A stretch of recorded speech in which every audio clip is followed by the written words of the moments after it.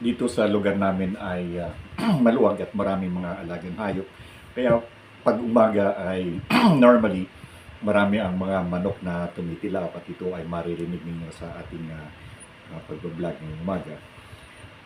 Ang gusto kong talakayin ay yung issue palagi patungkol sa ano ba talaga ang kaparaanan ng sinasabi ng Diyos patungkol sa kaligtasan. Meron lamang dalawa yan. Ito yung pinagtatalunan sa mundo ng Kristyanismo. I mean, when I say mundo ng Kristyanismo, ay hindi po tayo lalabas sapagkat maraming reliyon. Merong Muslim, merong mga iba-ibang sekta. Pero ang ating tutukuyin, ano ba ang sinasabi talaga ng kasulatan o ng Biblia pagdating sa kaparaanan ng Diyos papunta sa kaligtasan. Pero bago ko gawin yon, gusto ko munang i-establish kung ano muna yung basihan o saan natin kukunin yung pamantayan na kung saan ang lahat ay sasang-ayon o lahat ay mag-agree na ito ang dapat na magsalita o ito ang dapat na maging sabihin natin final judge o maghahatol kung mali o tama ang ating ginagawa. Okay. Sa mundo ng Kristyanismo ay dalawa lamang ang, pero actually tatlo. Noong una ay Romano-Katoliko lamang ang kumakatawan sa Kristyanismo. Subalit ito ay nagkaroon ng paghahati at ito ay yung tinatawag na Greek Orthodox. Okay, so dalawa yan, naghati yung Western Church ng Christianity at saka yung Eastern Church ng Christianity. Yung Western Church o yung itong Western Church na ito ay yung tinatawag na Romano-Katoliko na pinamamahalaan ng Papa sa Roma. At ang humiwalay dito ay yung Greek Orthodox na kung saan naman ay pinamumunuan ng mga patriarka. Doon sa Greek Orthodox, hindi sila naniniwala na katulad ng sinasabi ng Papa na siya yung pinaka-autoridad sa buong simbahan o pananampalatayang Kristyanismo. Sa Greek Orthodox ay naniniwala sila na walang isang tao na kung saan ay nagsasabing siya ang pinakamataas at namumuno sa lahat. Sa kanila ay may patriarka at walang isang tao na nagsasabi kung ano ang gagawin ng lahat ng mananampalataya. Katulad ng Western na kung saan ay may Papa sa Roma. Ngayon, ang ating i-deal ay hindi yung Greek Orthodox. Yung Greek Orthodox, si Putin, Greek Orthodox yan eh. Sila yung Ukraine at saka yung mga Baltic area na yan, Ukraine, Russia. Actually, Russia ang napakalaki ng Greek Orthodox. At yung mga Greek Orthodox na yan napaka-kristyanong mga tao niyan. Napaka-masunuri sa Diyos. Ikumpara mo doon sa Western Church o sa mga Romano-Katoliko, itong mga Greek Orthodox ay malayo pagdating sa pagsunod sa banal na kasulatan. At kaya mapapansin mo, sinasabi nila na si Putin ay komunista. Mali po, si Putin ay hindi komunista. Si Putin ay isang Greek Orthodox at kung mapapansin nyo ang kanyang pag-uugali ay napakabait i-compare mo doon sa karamihan sa tagapamuno ng Western Church katulad ng US, katulad ng United Kingdom. Malayo po ang kanilang pag-uugali sapagkat si Putin po ay practicing Christian yan. Yan po ay isang Kristiyano na kung saan ay nananatili sa kanyang pananampalataya. Greek Orthodox po yan. At hindi siya communist. Huwag kayong magkakamali sapagkat nawala na ang komunismo sa Russia. Anyway, ang ating pong bibigyan ng malaking pansin ay ano ang itinuturo dito sa Western Church o Western Christianity. At dito sa Western Christianity, dominated po ito ng Roman Catholic. At sa Pilipinas, ang bating bansa ay meron pong 86 million. 86 million na mga Romano-Katoliko. Ibig sabihin itong mga Romano-Katolikong ito yung Kristiyanong Romano-Katoliko na kumakatawan doon sa Western Church. At meron po namang ilang porsyento, 16% ang kumakatawan doon sa non-Roman Catholic. At by definition po kasi, dapat nating tandaan sa definition ng Roman Catholic, if you are not a Roman Catholic, whatever your sect may be o ano man ang iyong sekta, you are a Protestant. Okay? At ngayon ay gusto ko ring talakayin. Ano ba talaga yung pagkakaiba ng Protestante at saka ng mga Romano-Katoliko? At Sa protestante, sa ngayon po sa Pilipinas, wala kayong makikita na protestanteng simbahan sapagkat ang mga protestante sa Pilipinas ay hindi nagdadala ng pangalang protestante kundi ang mga denomination na kung saan ay dinala ng Amerikano dito sa kanilang pagdibisyon. At dahilan sa hindi naman ipinaliwanag ng mga protestanteng misyonero na sila ay mga protestante, ay hindi na rin nalaman ng mga Pilipino dito sa Pilipinas na sila pala ay protestante. In fact, yung iba ay itinatanggi dahilan sa kanilang hindi pagkaalam kung saan sila nanggaling o yung kanilang tinatawag na root or heritage. At anyway, gusto ko rin lang na ipaliwanag on the point of Protestant. Bilang isang protestante, ay gusto kong ipaliwanag sa inyo kung ano ang sinasabi ng banal na kasulatan ayon sa paniniwala ng mga protestanteng Kristiyano. Una, dapat po nating malaman bakit ba nagkaroon ng protestante at ano ang mga misconception sa mga protestante. Una, ang mga protestante ay nagmula din sa Romano Katoliko. Ito ay mga mananampalatayang dumanas ng tinatawag na Reformation o pagbabago. Ano ang pagbabago tinutukoy dito? Noong kasing kapanahunan, 15th century, at ito po ay panahon pa rin ng medieval period, o Dark Age period. Ang Roma na pinamumunuan ng yung simbahang Romano Katoliko na pinamumunuan ng Papa sa Roma ay nagpatayo ng yung Sistine Chapel ngayon, yung pong makikita niyo, yung church na makikita mo doon sa likod, yung bilog na makikita mo doon sa likod ng tinatawag na Cleopatra's Needle. Ito po ay ginagawa noon at dahilan sa pagpapagawa ng simbahang ito, ng katedral na ito, ay nangangailangan ng pondo. At sa pangangailangan ng pondong ito ay nagkaroon po o ginamit nila yung pong doktrina patungkol po sa purgatorio. Okay? Ano po ang purgatorio na itinuturo ng Romano Katoliko? Ito ay lumalabas na waiting area. Sapagkat sa Bible, dalawa lamang ang sinasabi ay yung sa Bagong Tipan na tumutukoy ito sa langit at impyerno. Sa Bagong Tipan, kapag dito nyo tinignan, ay dalawa lamang ang pupuntahan na kung ikaw ay sumunod o nananampalataya sa Panginoong Hesus at ikaw ay naging kabilang sa kanyang mga anak, ay sa pamamagitan ng pananampalataya ay tatanggapin mo ang sinasabing buhay na walang hanggan. Subalit kung ikaw naman ay hindi sumatalima o hindi sumusunod sa sinasabi ng Panginoon, ikaw naman ay pupunta doon sa tinatawag lang impyerno o ang description ay dagat-dagatang apoy na kung saan ay pinupuntahan ng mga taong hindi nananampalataya.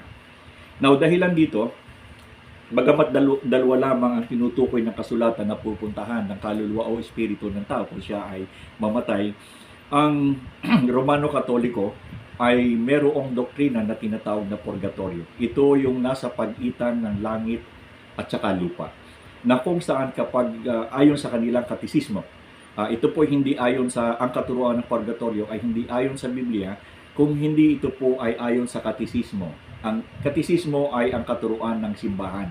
So magkaiba yan. Iba yung katuruan ng simbahan at iba rin naman yung katuruan ng Biblia at iba rin naman yung katuruan din ng Romano Katoliko na tradisyon. So ang Romano Katoliko kasi ay naniniwala sa simbahan, tradisyon, o yung tradisyon nila, at ito yung kanilang sinusunod, yung katuruan ng simbahan, yung Biblia at saka tradisyon, tatlo ito. Subalit sa banal na kasulatan, kung titingnan mo, ay sinasabi dito sa Galatia, tingnan natin, Galatians 1:8 and 9, ang sinasabi doon ay sapagkat kung kami man o ang anghel sa langit ay magturo sa inyo ng ebanghelyo na bukod sa ebanghelyo na aming itinuturo ay pakasumpain siya. At sabi doon ni Apostol Pablo, minsan pa inuulit ko na ang sinumang sa inyo ay magturo ng ibang ebanghelyo, bukod sa ebanghelyong aming itinuturo ay pakasumpain siya or let him be anathema. So ibig sabihin, sa Biblia kasi, tinuturo lamang ay sole authority lamang ang Bible. Ibig sabihin, hindi ka pwedeng magdagdag, hindi ka magbigay ng supplement. Ito lamang yung tanging authority na dapat nasundin ng tao sa mundo ng Kristyanismo pagdating sa pananampalataya. At dahilan dito, mapapansin natin na kung bakit ang Roman Catholic ay maraming mga ginagawa na wala sa kasulatan ay dahilan dito sa tatlong paniniwalang ito, sa paniniwala ng simbahan, tradisyon, at saka ng Biblia. So, tatlo ito. Ngayon, mapapansin natin na ito ay lumalabag kaagad-agad doon sa sinasabi ni Apostol Pablo na walang ibanghelyo na dapat na ituro. So, ito ay nagiging problema ng simbahan na Romano Katoliko. Sa halip na Biblia lamang ang kanilang tinuturo, ay dinadagdag nila yung kanilang tradisyon at saka yung katuruan ng simbahan. At kalimitan at karamihan sa kanilang mga pagtuturo ay hindi talaga nanggagaling sa Biblia kundi nakabase doon sa tradisyon at saka sa katuruan ng simbahan. At naiiwan ng Biblia. Ang Biblia ay nagiging parang supplemental lamang. Again, ang issue natin dito na gustong talakayin ay ano ba talaga ang paraan ng kaligtasan na tinuturo sa banal na kasulatan at hindi ayon sa simbahan, tradisyon at saka ng Biblia na kung saan ay ginagamit ng Romano Katoliko. Baka again, doon tayo sa Protestant, ang history nga. Noong 1517, si Martin Luther, isa pong paring Romano Katoliko din yan, na napansin niya during the time na ginagawa ang Sistine Chapel o yung cathedral, ay merong isang tauhan ang Papa sa Roma na ang pangalan ni si John Tetzel, na ito po ay nagbebenta ng tinatawag nila ng Certificate of Indulgences. No? Yung Certificate of Indulgences, ibig sabihin, ay bibili ka ng sertipikong ito upang ang iyong kaluluwa o ang kaluluwa ng iyong mga kaibigan, tatay o mga ninuno na kung saan ay sinasabi ng Romano Katoliko na nandoon sa purgatorio, the moment na ikaw ay bumili ng Certificate of Indulgences at yung perang ibinili mo at inihulog mo doon sa kahon na kung saan ay pinaglalagyan ng pera, ang sabi doon ni John Tetzel na kapag ito daw ay inihulog mo at kumalansing, automatiko yung kaluluwa noong tao na kung saan ay binabayaran mo o binili mo ng Certificate of Indulgences ay actually pupunta na agad sa langit.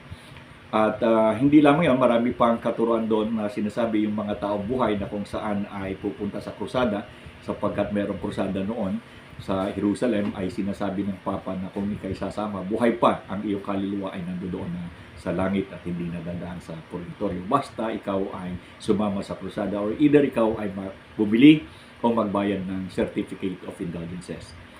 Dahilan dito, si Martin Luther, yung pari na sinasabi ko sa inyo, ay kinwestiyon ang katuruan ito ng Papa.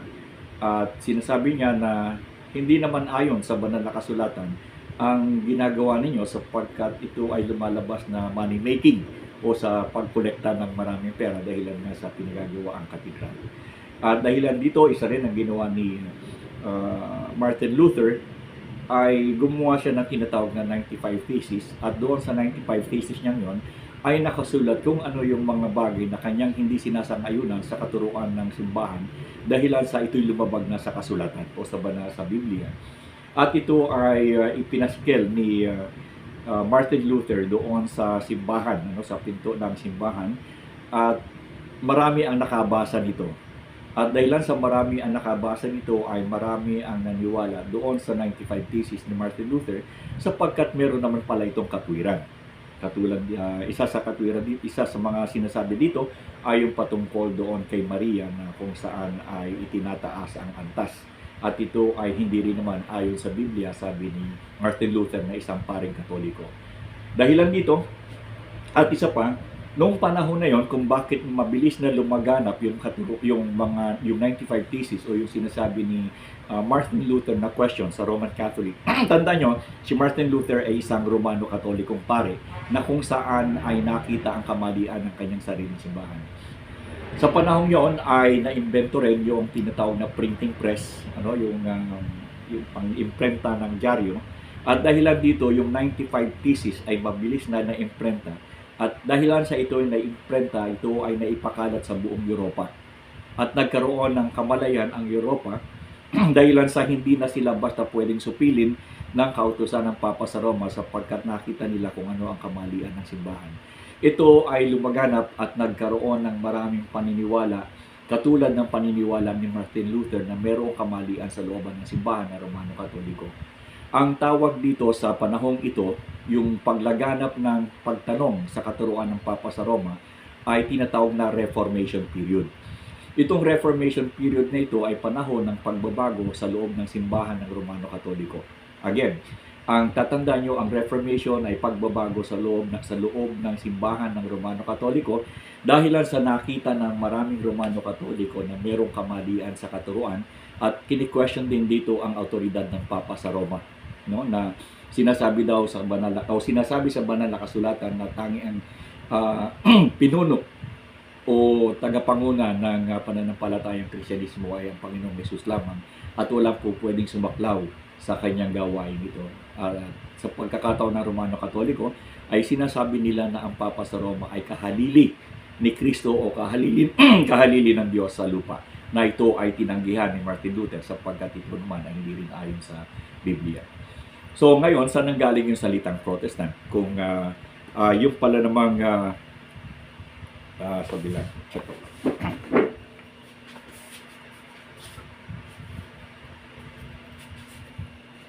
Saan nanggaling yung salitang Protestant? Sinasabi na yung mga reformer na ito, yung mga taong natauhan na ito na nagmula sa simbahang Romano Katoliko na nakita nila ng mga kamalian, tanungin nila questionin nila yung katuruan ng simbahan, sila ay tinawag ng kabuuang simbahan at saka ng Papa sa Roma ng mga reformer. Hindi lamang reformer, kundi tinawag din silang mga protestante sapagkat sila ay hindi sumasang-ayon sa katuruan ng Papa. Kaya sila tinawag. Pero bago yon, ang pinakabasihan o pinagmulan ng salitang protestante ay dahilan sa ang mga reformer na ito, itong mga taong ito, na nakakita sa kamalian sa katuruan ng simbahang Romano Katoliko, ay nagkaroon ng hindi pagsang-ayon, lalong-lalo na doon sa kanilang usapin ng lupa. At ito ay kanilang inilalaban doon sa simbahan, kung kaya't dahilan sa kanilang pagsalungat doon sa problema ng lupain ay tinawag silang mga protestante.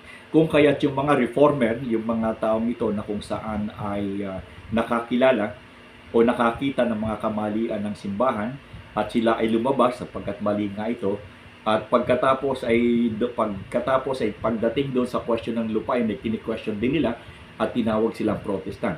But remember, the word Protestant does not really come from protesting against doon sa katuruan ng simbahan, but ito ay inilapat doon sa mga reformer, yung tunay na lumaban sa katuruan ng simbahan, at dahilan sa sila ay nagprotesta sa mga questions tungkol sa mga lupain, ay sila tinawag na protestante. And from there on hanggang ngayon, yung lahat ng mga reformers na ito ay tinatawag na Protestants. But when you say Protestant, basically these are the people who came from the Roman Catholic Church because of the Reform or Reformation period na nangyari noong 15th century. And also, during the time ng medieval period, itong Reformation period na ito ang nagbukas ng pintuan para sa tinatawag natin na modern age. Nung mapahiwalay na ang mga reformers na ito na tinatawag na Protestant, dahilan sa kanilang kaibahan ng pagkakaunawa na nakita ang katotohanan sa banal na kasulatan, ay nagliwanag sa kanila kung ano ang dapat gawin at sila ay nakalaya doon sa tinatawag na Dark Age period ng Roman Catholicism ng medieval period. So, utang na loob natin kung tutuusin ang ating sibilisasyon sa mga taong dito, sa Reformation period, sapagkat ito nagmula yung Renaissance period at saka ang Modern Age period. Ito ay tinangay o dinala sa atin ng mga Protestants. At sa Pilipinas ay mapapansin natin na kung bakit tayo naging edukado ay dahilan sa public school na kung saan ay ginawa ng mga Protestants after na makalaya tayo doon sa mga Espanyol na kung saan ay kinonquer ang ating puso sa pamamagitan ng reliyon. At ito nga yung dinadala pa rin ng mga Roman Catholic, and 86 million people in the Philippines are still holding on or clinging on to the teachings of the Roman Catholic na kung saan ay kinwestiyon ng mga reformers during the time ng 15th century at napapasok ngayon tayo sa modern age. But still, nakarating na tayo sa modern age, still nandoon pa rin tayo sa stage of sabihin natin na medieval or dark age. Kaya mapapansin nyo, even the government and the system of this country ay medieval pa rin in terms of corruption. Anyway, so natapos tayo doon. Pumasok naman tayo doon sa tinatawag na pagkakaiba ng Protestante at Romano Katoliko pagdating sa kaligtasan. Yung pamamaraan ng kaligtasan na sinasabi ng Biblia. Una, katulad ng sinabi ko, sa mga Protestante ay dalawa lamang. Ito ay yung langit at saka ang impyerno. Subalit sa Romano Katoliko ay meron sila actually 4 ang sa Romano Katoliko.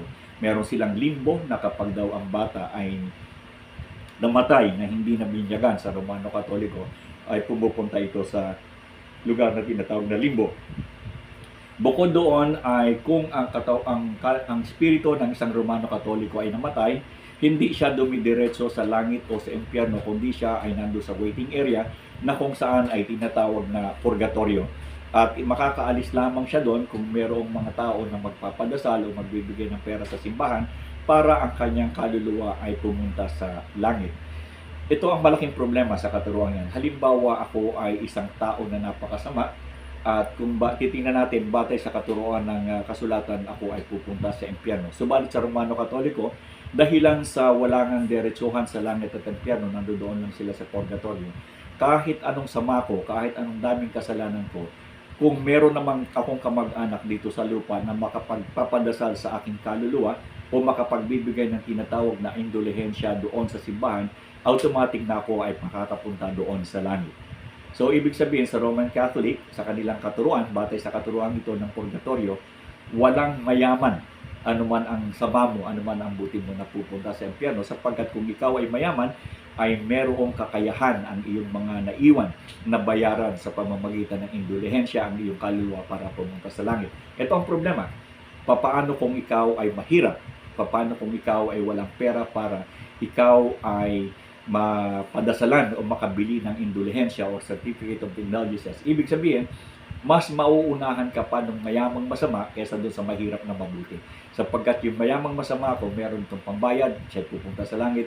Subalit yung mahirap na Romano Katoliko, kahit anong bait nito, ay hindi makapupunta sa langit kung walang magpapadasal. At kung siya ay mahirap, ay mananatili siya dito sapagkat walang makabibili ng kanyang certificate of indulgences. Yun ang problema dito. Sa Roman Catholic ay apat, merong limbo, purgatorio, langit at saka impyerno. Sa Protestant, dalawa lang, ito ay yung langit at impyerno. Okay. Pagdating sa kaligtasan, pamamaraan ng kaligtasan, bagay hindi mo kinakailangan ng pamamaraan ng sa Romano Katoliko sapagkat sabi nga pwede namang magpadasal o pwedeng bilhin ang kalayaan ng iyong kaluluwa papunta sa langit. But even then, meron pa rin silang doktrina ng kaligtasan pero hindi lang nila nare-realize na hindi na nila kinakailangan ng manampalataya sapagkat basta mayaman ka ay pwede kang pumunta sa langit. Kawawa ka lang kung mahirap ka. Anyway, merong dalawang katuruan. Ito na yun. Ng kaligtasan patungkol sa kaligtasan nga papunta sa langit. At sa Romano Katoliko, kinakailangan daw ikaw ay manampalataya at gumawa. Ulitin ko. Kinakailangan ang pananampalataya at gawa batay sa katuruan ng Romano Katoliko at katuruan ng lahat, hindi lamang Romano Katoliko, kundi lahat ng mga nasa mundo ng Kristyanismo. Okay? Maliban sa Protestante. Ang Protestante lamang ang tanging sekta ng Kristyanismo na nagtuturo na ang kaligtasan ay sa pamamagitan ng pananampalataya lamang. Okay. Ulitin ko. Pananampalataya lamang na ang tanging nagtuturo sa mundo ng Kristyanismo ay mga Protestante, at yung pananampalataya at gawa na kung saan ay itinuturo o pinangkakapitan ng Romano Katoliko at lahat na ng sekta ng Kristyanismo. Kung ikaw ay Seventh-day Adventist, ikaw ay Jehovah's Witnesses, ikaw ay Kikibuloy, ikaw ay Iglesia ni Cristo, ikaw ay yung kay Michael Meda Protestant yan yung kay El Shaddai. Yan. So, yung lahat ng yan, o kaya yung mga nag-aanting, yung lahat ng yan, ang kanilang paniniwala ay ang kaligtasan ay pananampalataya at gawa. So, all the rest. So, ngayon, Protestant lamang ang nagsasabi na pananampalataya lamang ang kaparaanan. So, nakita natin dito, ang total populations ng Roman Catholic sa Pilipinas ay 86 million. So, ibig sabihin, 86 million ng Pilipino ay naniniwala na ang kaligtasan ay sa pamamagitan ng pananampalataya at gawa. Now, dumako naman tayo sa Protestant. Dahilan sa definition ng Roman Catholic na kung ikaw ay hindi Romano Katoliko, ikaw ay protestante. So yung natitirang sabihin natin 16% ay ito yung mga protestante. Pero dito sa porsyentong ito ay hindi pa rin solid na protestant sapagkat yung iba na hindi Romano Katoliko katulad ng Seventh-day Adventists, Jehovah's Witnesses at iba pa, they are also considered to be Protestants by the declarations of the Roman Catholic Church. So lumalabas na ang tunay na protestante, na talagang tunay na protestante coming from the Reformation period ay napakaliit lamang ng porsyento, baka kalahati lamang or mga 8%, something like that. So napakaunti lamang, kaunti lamang sa Pilipinas ang mga tao na naniniwala na ang kaligtasan ay sa pamamagitan ng pananampalataya lamang. Konti lang. At napakalaki ng naniniwala ng pananampalataya. Ang tanong ngayon dito, ayon ba sa katuruan ng kasulatan, alin ba talaga ang tama? Yung bang pananampalataya at gawa o pananampalataya lamang? Kung titingnan natin ang kasulatan, ang sinasabi dito ay lahat daw ng tao ay makasalanan, whether you are a Protestant or whether you are a Roman Catholic. Ang sinasabi ng Biblia ay lahat daw ng tao ay makasalanan. Let's see if makita natin yun. Sa Romans 3:23.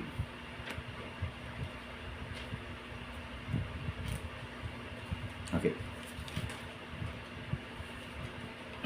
Romans 3:23.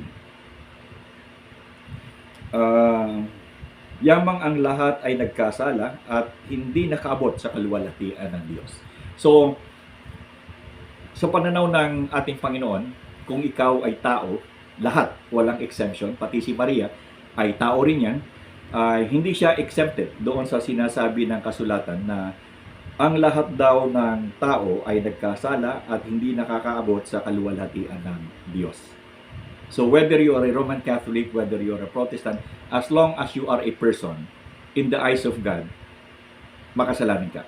At dahilan sa kasalanan ito, ang sabi ng Panginoon din, dito rin sa sinulat ni Apostol Pablo na kung saan ay sinabihan niya mga taga-Roma, 23. Ang sabi dito ganito, sapagkat ang kabayaran ng kasalanan ay kamatayan, ngunit ang kaloob, okay, yung word na kaloob, no? It's a gift o grace ng Diyos ay walang bayad, ay buhay na walang hanggan kay Kristo Jesus na Panginoon natin. Now, tingnan natin dito, yung daw buhay na walang hanggan ay kay Kristo Jesus na Panginoon natin.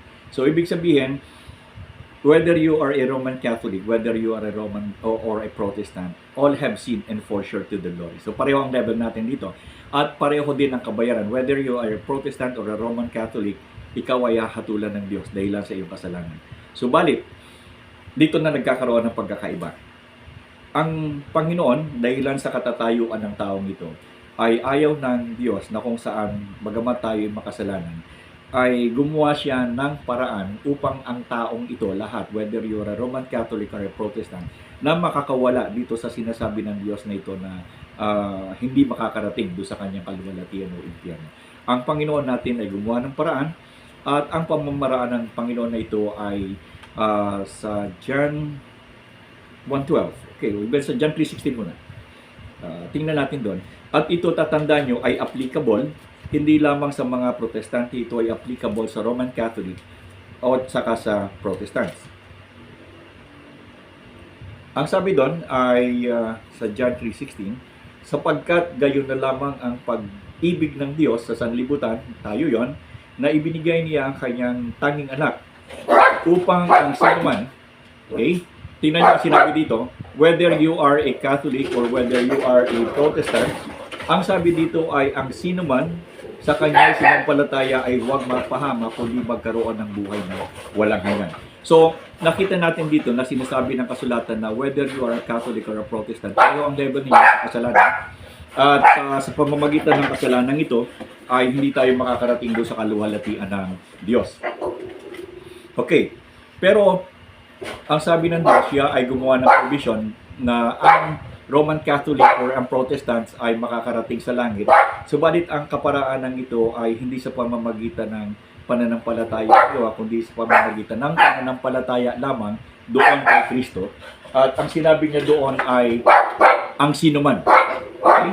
Ang sinuman, so whether you are a Roman Catholic or whether you are a Protestant, ang sabi ng Panginoon, kung sino man sa inyo ay sumampalataya sa Kanya ay bibigyan ng buhay na walang hanggan.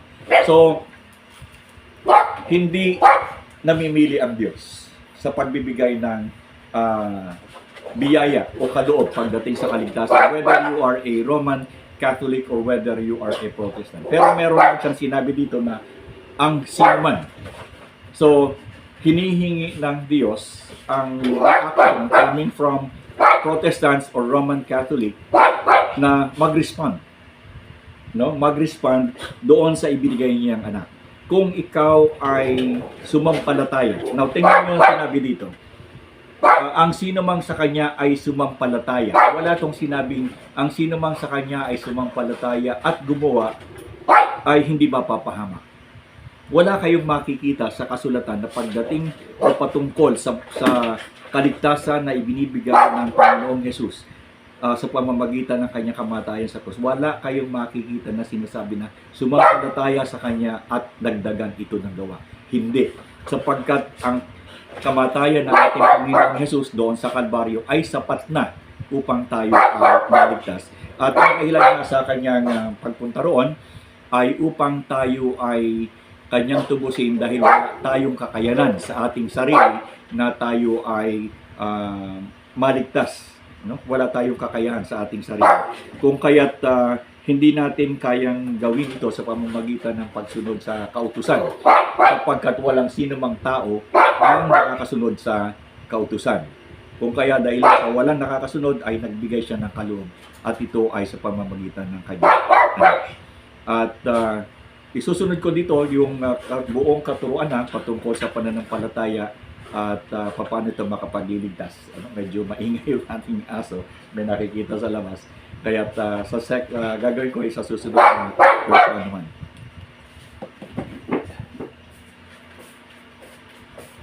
Nasaan yung ating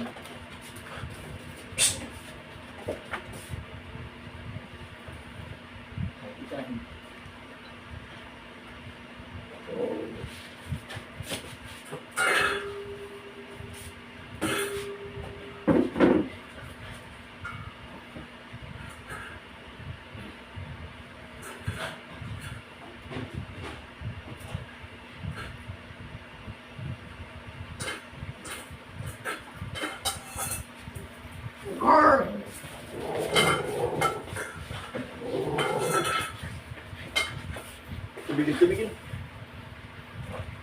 Tumigil. Tumigil.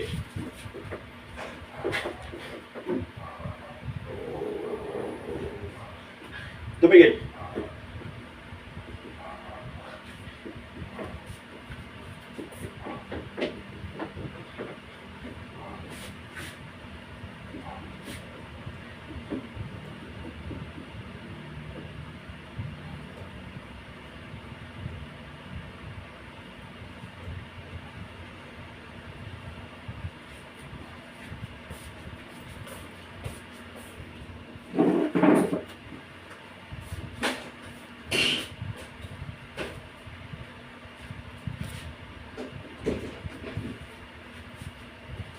Wala, nasira.